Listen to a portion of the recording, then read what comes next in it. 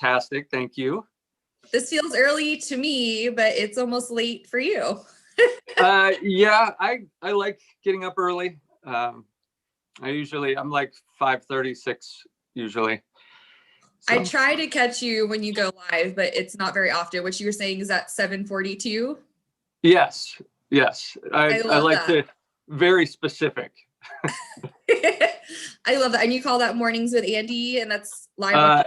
Wake Up with Andy. Yeah. Wake Up with Andy. Okay. Yeah. I love them. They're very motivating. And I think it's really cool that we were able to pick a day at a time and end up being today, the day after Thanksgiving. You know, had so much fun yesterday, kind of feeling a little sluggish, like ready to get back to work. And when I say work, I mean just like life and inner work and all those things that you talk about. So if you want to share a little bit more just about your journey through coaching, and then how you found the brain health stuff, and then how that's been helpful to you. Yeah. So I was in ministry for a number of years. 1996 is when I started in ministry. Wow. I was 6 years old, just so you. I was like, math, wait, what? No. So that was the same year I got married. And they tell you all those things not to do, like your first year of marriage, like move to a different location, take a new job. Like we did all the wrong things, except we connected with the right person. So 24 years we've been married. It'll be 25 January 1st. That's amazing. Congratulations. Yeah. So thanks. Yeah, I'm still hoping I make it to 25. That's what my wife says. Totally. She's like, we'll see.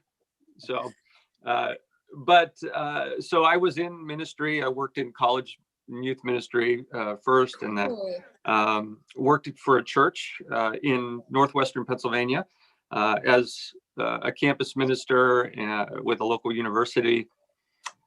Was ordained in 2007, and people always ask me where I went to Bible college, and I tell them I went to Slippery Rock University Bible College, which is just a state school. I have a degree in health and physical education, and that is how I became a pastor. That is so cool. So I kind of slipped in the side door. I tell people of ministry, I just hung out long enough that they ordained me. And I worked, we started a church that met in a bar, 2006. So I did that from 2006 till 2012. Wow. And that's in the grand city of Erie, Pennsylvania. So usually Erie is known for a couple of things. Snow is probably the main thing. Yeah. So we are one of those, like Buffalo, Erie, Pennsylvania, the lake effect snow. A couple of years ago, we had 200 inches. That's for a yearly total. Yeah, I'm from Maine and I don't miss it. Snow Maine is my trigger word. Sorry. Did I just send you in a spiral? So, but I love this. I fell in love with the city. I'm a country boy. I mean, I'm wearing my, this is the uniform of a country person. Totally. Flannel. But when we started this church, it was downtown Erie, Pennsylvania. Erie is about 100,000 people, but it has, it's a Rust Belt city. We fluctuate between 25 and 30% poverty rate. And one of the things for me that really became a passion of mine is when we started this church, I realized that how big of an issue poverty is right in our backyard, and wanted to do something about it. That passion actually was born there in New York City. From 2000, I think it was 98 actually, till about 2016, I took groups of college students to New York City with a mission called NISM. And we went out on the streets in New York, taking blankets and food to folks that were struggling and living on the streets. And that's kind of where that all came from. So right there in your backyard. So 2012, I actually left the church and I developed a relationship with a local rescue mission. So I'm now part-time. I'm the chaplain at a rescue mission here in the city of Erie. That's awesome. But I realized that if we wanted to change the culture and really have an impact in the issue of poverty in our city, that I couldn't just work with people in poverty. I had become a John Maxwell coach in 2013. 2015, I started my own business doing leadership development and life coaching to work with the leaders in our city, those that could influence, those that were hiring people, and wanted to make a difference with businesses and leaders and influencers in the city to kind of attack the problem from both sides. Totally. Yeah. That's so smart. So that's how that was kind of the short and sweet version of how I got through from doing college and youth ministry to leadership development and having my own business. So that is amazing. So you see clients of all, backgrounds and problems and. Mm-hmm. Yes, I do. And we also, my best friend, I don't know if at age 49, I don't know if you can have a BFF, but Totally. Yeah. my friend Damon DeVore, who's probably one of the smartest people I've ever met. He's a computer programmer. He was the best man at my wedding 24 years ago, almost 25. He and I started a rental property business together to provide safe, affordable housing for people that were trying to do something with their life. So it's actually this three-pronged approach of working with people in poverty, having my life coaching business, and this rental property business. And we're hoping that this is going to make a dent, at least, to do our part to, but that journey really has come through a passion I feel like God had put in my heart to once I developed these relationships with people that I was meeting in the city, poverty ceased to be an issue to solve and became real people with real stories. And I thought, like, if I had gone through what they had gone through, there's no, like, I wouldn't be as far ahead as these people. It's incredible resilience. So they became friends, and they're real people with real stories. And so, yeah, it's been a passion of mine. So. Well, I love that. And I wish you could make some contacts, down here in the South, Atlanta, especially, even just the area that I used to commute to at the clinic. I mean, there's so many empty buildings now. And I'm like, why can't we do something to help people that need this housing? They want to work hard. Like, there has to be something we can do, especially we need something big. I still feel like something big is going to happen, not just energetically and like at a universal consciousness level, but physical, like environmental. And I'm hoping it's something similar to that, like you're doing, just using what we have available and helping as many people as we can. It just makes sense. Mm-hmm. Yeah. And the issues of poverty, that when you start to step into it, a lot of people just, right off the bat want to give, which is, a totally genuine, clothes, food, those kind of things. But when we start looking into the issues, actually somebody in Atlanta, Robert Lupton, has a whole organization about how they moved from just giving things away to more sustainable training models of helping people out of poverty and mentorship and those kind of things. Really, really awesome things. So I'm going to need his info after. Yes, I will. I will definitely share that with you. It's a phenomenal organization. I've used a lot of his ideas and things in what we're trying to do here in Erie. Very cool. Yeah. So how can people find you, and like how are people? Yeah. So I have a website. It's andykerrcoaching.com, or you can go to Facebook and find me there at Andy Kerr Coaching. And I really love tapping into people's stories. I think all of us are telling a story. I'm a storyteller, and actually I have a book. It's called A Story and a Point, which that's where I try to tell a story and then make a point, right? I try to keep things very simple. I did say I was a phys ed major, right? Right. So I like to, and stories actually really help us if you dig into why stories connect with us so much, is that we see ourselves in other people's stories. It actually gives our brain, talking about brain health, it gives our brain an easy way to package information. Right. And so there's, I'm going to blank on his name right now, but a marketing strategy that is used to say, if you tell your story, like whatever your business is, whatever you're trying to accomplish, your nonprofit, if you tell a story, people's brains don't have to work as hard to remember the information, and they can see themselves inside your story.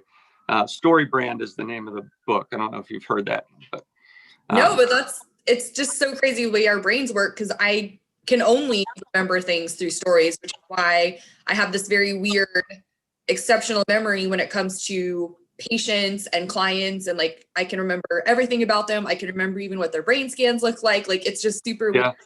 And in grade school, not only did I have to like color code things to remember, I had to create acronyms with stories to remember things, or else I wouldn't have been able to do it. So that's really cool.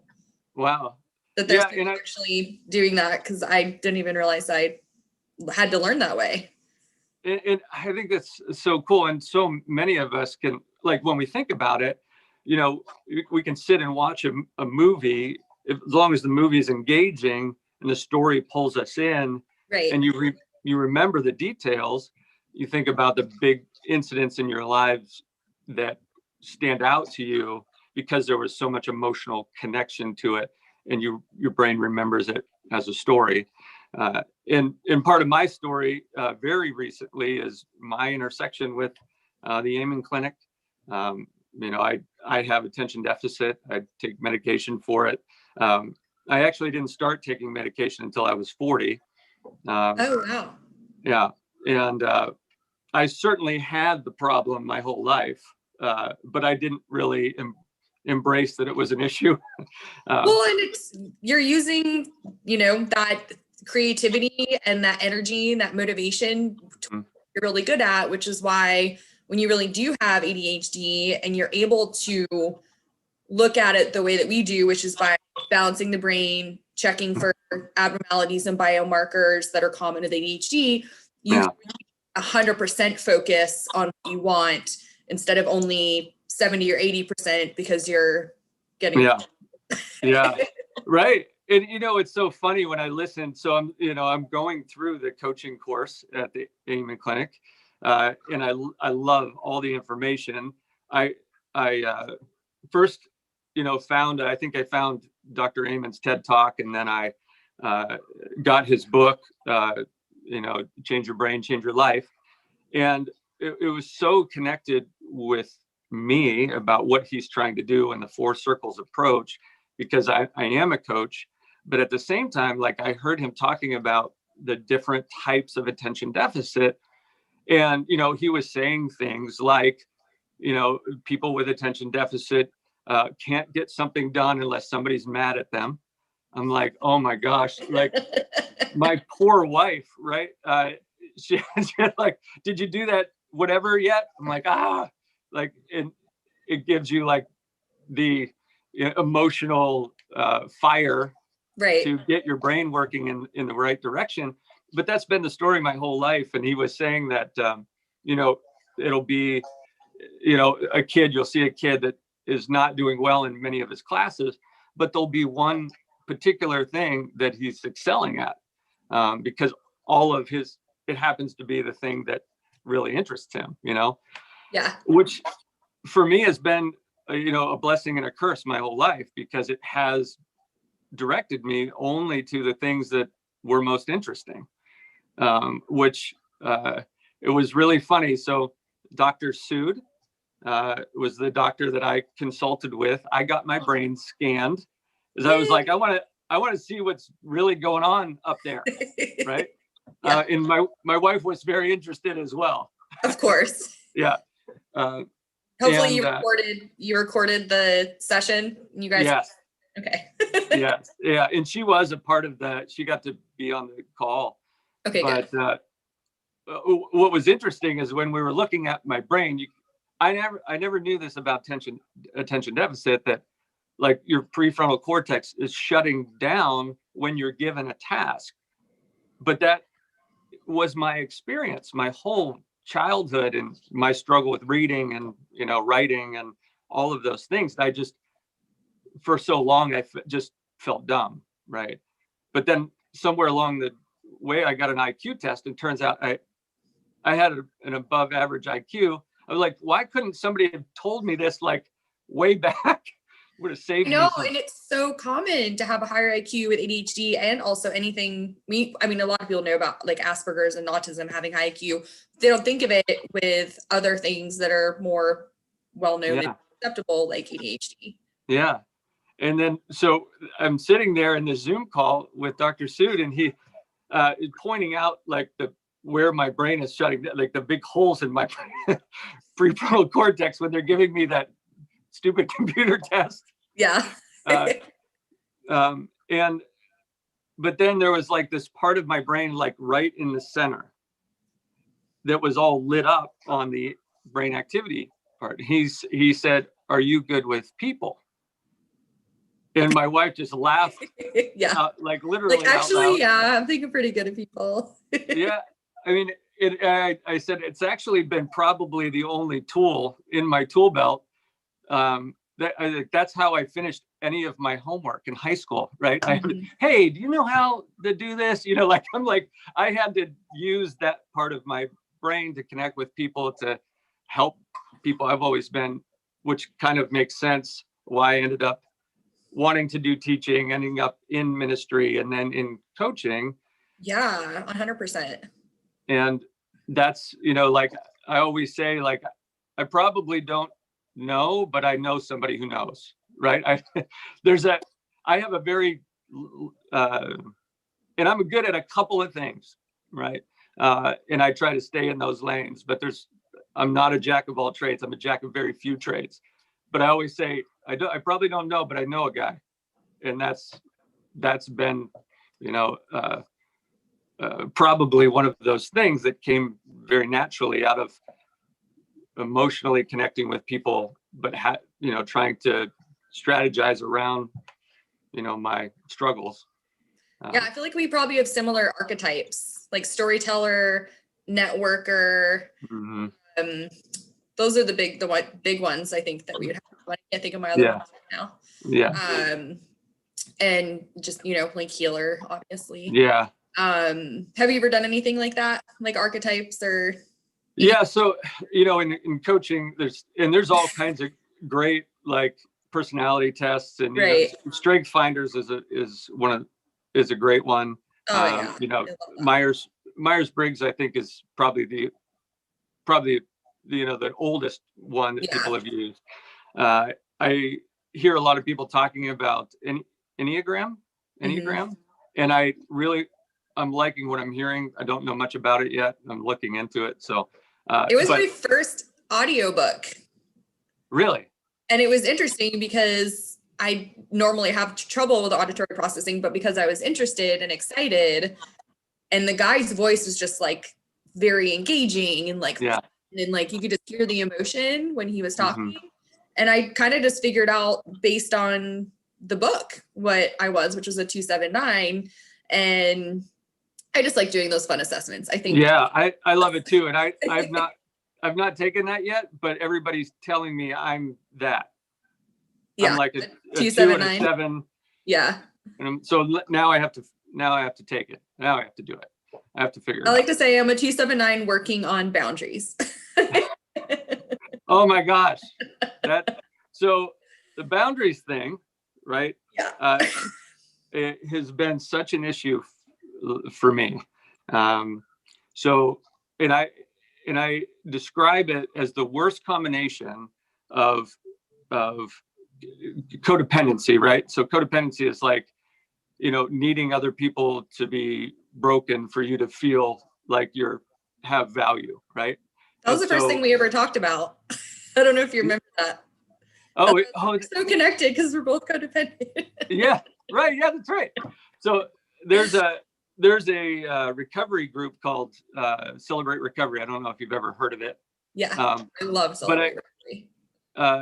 I actually, this is how I say God, this is how God got me into Celebrate Recovery, is because he told me that somebody asked me to lead it, right? Because those people need help, right? So how do you get somebody who's codependent into a recovery? Tell them to run it, right? So you can help all the people, right? But in order to run it, you have to go through it, right? So it was really a game changer for me because I never really understood what codependency was. I just thought I was way more giving than everybody else, which is that lie that kind of gets lodged in there, that just nobody cares as much as I do. And really I have a problem, really, is with the like that was my drug of choice, right? Was helping people in ways that they didn't need helped. And if you couple that with attention deficit, it's a horrible combination, because I got it too.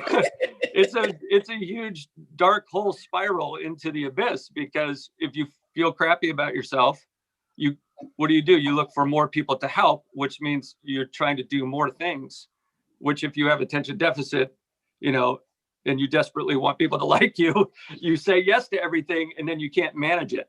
And then it becomes this very unmanageable life, which then you need a 12-step program to help yourself out of. So all that to say, boundaries, right, are something. No is a full sentence is what I've been working on recently. Say that again. No is a full sentence. Yeah, so that's awesome. I love that. And it's like you kind of feel like, jerk, but it's like, ooh, like I'm either a jerk or just not doing what I know is best for myself. And the Boundaries book by Cloud and Tenzin is wonderful, because it actually uses scripture to remind you of what God really wants for you in your relationships and what healthy relationships look like with healthy boundaries, which, I mean, there's so many boundaries specialists, books and everything, but that one was just like very cut and dry, simple to me. And like, we're talking about something not complex, like I needed something simple. Yeah. And what's really funny about that book is my wife and I had 4 copies. People were giving them to us. we have so many boundaries books, and they're like, here, I think you guys need this book, right? So we had a stack of boundary books, and we're like, we'll get to them when we get all of our stuff done, right? Right. That's too funny. Yeah. Is she really active in everything that we've been discussing so far with like your business and stuff? My wife? Yeah. Yes. She's a teacher. Cool. Yeah, and she works with gifted kids like this. I call them the smarty pants. The kids that are going to be running the world, in the next 20 years. And there's some amazing students, but she's been a teacher. She's taught every grade in language arts, or so she was a reading specialist at one point, working with kids that were struggling, and now she's working with kids that are the top of the top. But she's amazing. But she does help me. I think when I was really after her, and I really did pursue her. I wore her down. I think. I hope she's still happy about that. I was telling her that I loved her. I was in love with her before. She was like, "Yeah, I like this guy, Brad." So, and Brad was very cool, by the way. He was a very handsome man. So I get it, but don't you think I'll grow on you? And I wore her down. But she was a reading specialist. I always had trouble with reading. I thought, this is a good partnership. But she's involved with everything. She helps me in my business. She's very connected to our real estate business. She is out there looking for places to purchase, and cool. Yeah. I love that. And she's Having a, a good teacher makes she's a all the work. difference. What's that? Having a good teacher makes all the difference. Yeah. And she's also a worship leader. She's got an amazing voice. She's fills in for different churches, and she also is in a band. Cool. Yeah, she's super cool. So, Well, you were saying earlier about, your grades always reflected your level of interest. It's always the teacher. Like it could be the most boring, difficult, but if I liked my teacher versus some of the easiest classes, and I'm talking like my physical education class was tennis, and like I never wanted to go because I couldn't stand the teacher.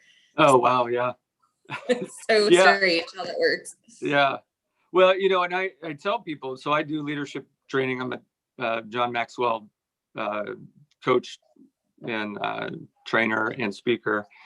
And when I'm out, and I was just doing a seminar in Pittsburgh with a big group of people, and I was saying, like, sometimes it could be the worst job in the world, but if you really connect with the people that are there and the leadership, you can do almost any job and enjoy it. And it could be the best task that, the thing that you were made to do. But if the people that are there and the culture is destructive and the leadership is poor, it doesn't matter how great the task is. Absolutely. Most people will not stay. So you're right. The teacher has such, they can make something that you thought was totally uninteresting interesting. Anytime there's somebody passionate about it, like, man, I didn't know that this could be cool. But so, it's the teacher makes it cool. So yeah, I don't know if you can relate, but I was a bagger and then a cashier at a grocery store, like through high school and college. Looking back, the worst thing for someone with ADHD. And like time went by so slowly when my friends weren't working with me.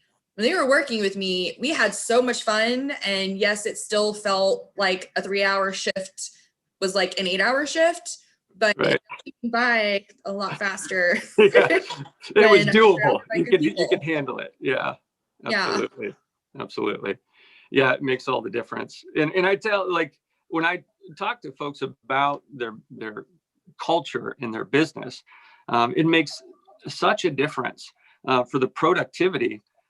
There's actually some really cool research about just people being able to work and collaborate with other people.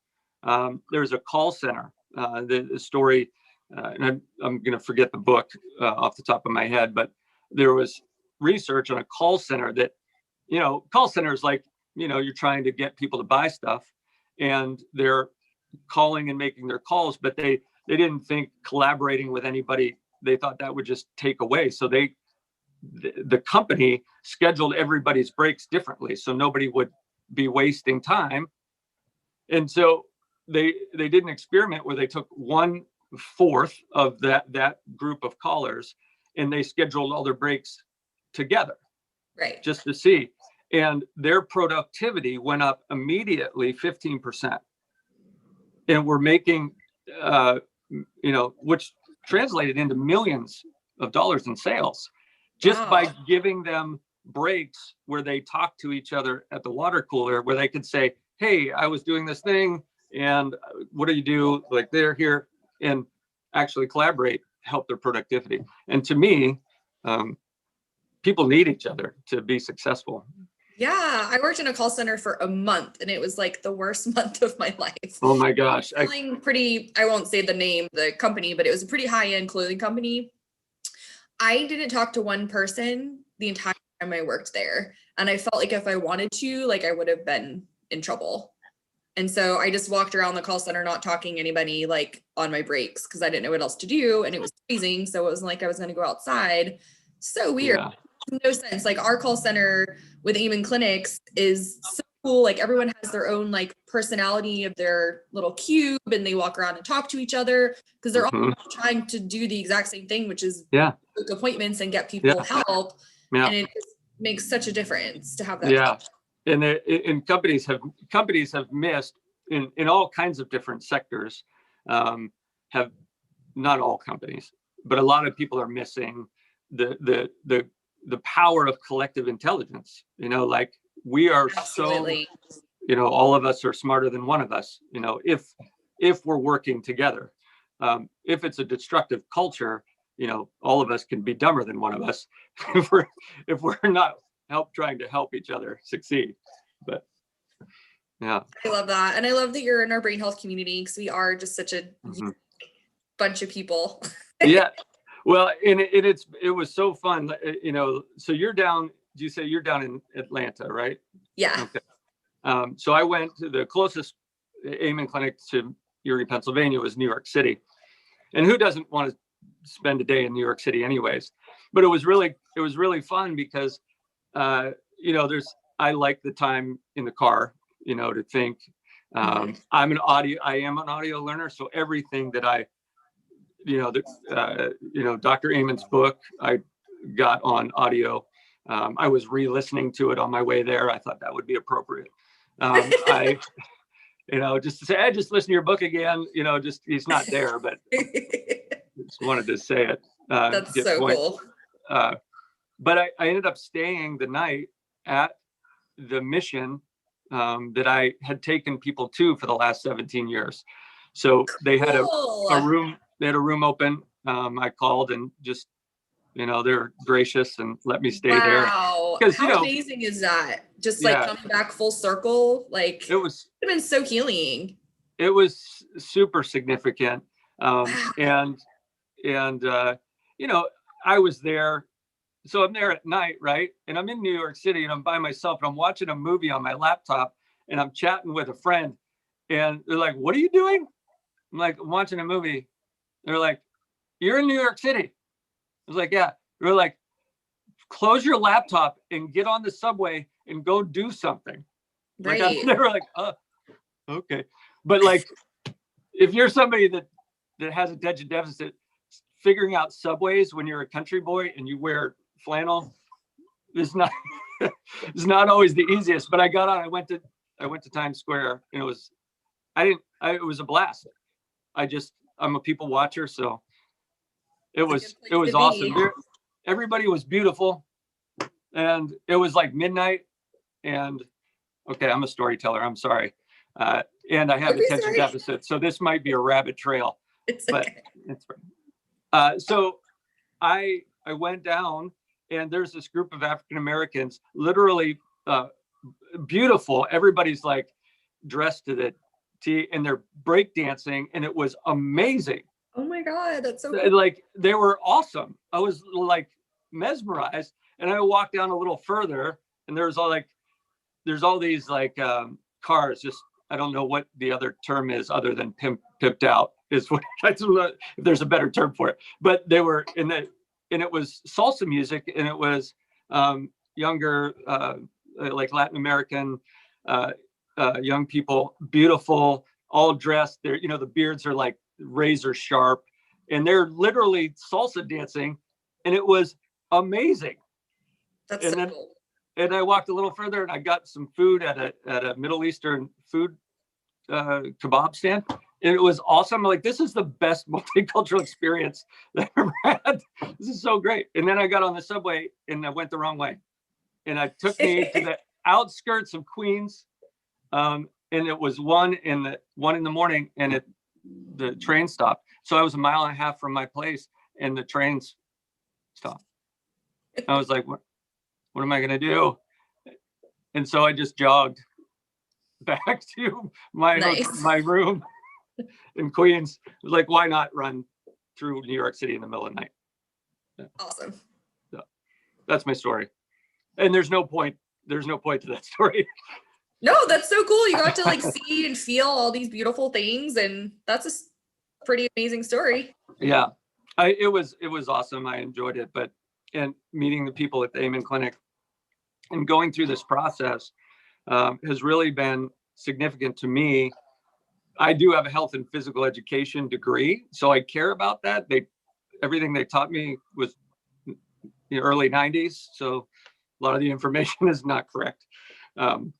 And now that I'm at this place and I'm working with people, clients of mine, that are stuck, right? And and a lot of it has to do with the food that they're putting in their bodies, the lack of movement in their life, all affecting their brain, and they're not realizing that may be one of the significant factors that's keeping them stuck. And so, understanding that, going through this coaching process with the Amen Clinic has been life-changing for myself, and for the clients that I work with. So it's been awesome. And meeting you. Thank you. We appreciate everything you're doing. It's so nice to know that there's someone doing brain health stuff in your area, because we're all over, and I love that, because everybody needs health. And that was one of my questions. Do you do virtual stuff? I do. Okay. Yeah, and especially now, a lot of us have had to shift. It's been honestly, in some ways, it's been a great shift, because I can connect with more people.